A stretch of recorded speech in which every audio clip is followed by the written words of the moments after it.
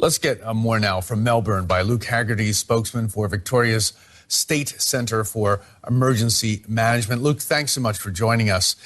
Can you tell us what you know about the people who are sheltering right now? We understand there's about 4,000 of them at various locations at the seashore.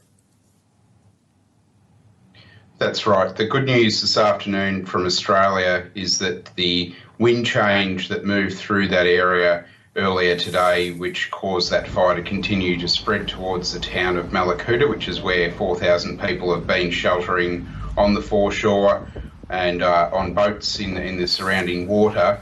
And the good news is that now that wind change has moved through and conditions have eased somewhat, and so the immediate threat to those people has passed, but that was a very, very challenging 12 or so hours for those communities who gathered together and protected themselves along with our firefighters from a very significant fire.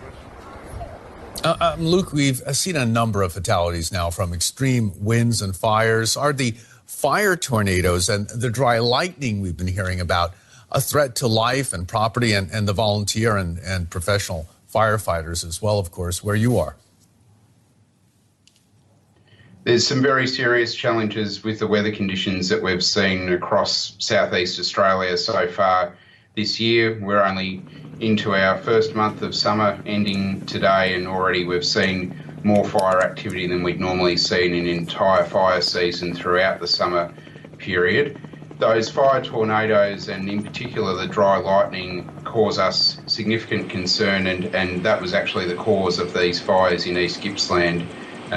Dry lightning moving through, no rain with that lightning, striking very, very dry forested areas. Fires can sometimes burn undetected for days in those sorts of conditions, but then when the wind picks up, that spreads those fires very quickly, and that's what's resulted in these very, very large fires that we've had in the east of the state. Okay, well, meteorologists are saying that the weather for the next 5 days is expected to include high winds, high temperatures. How are you preparing for the ongoing threat extending through the week?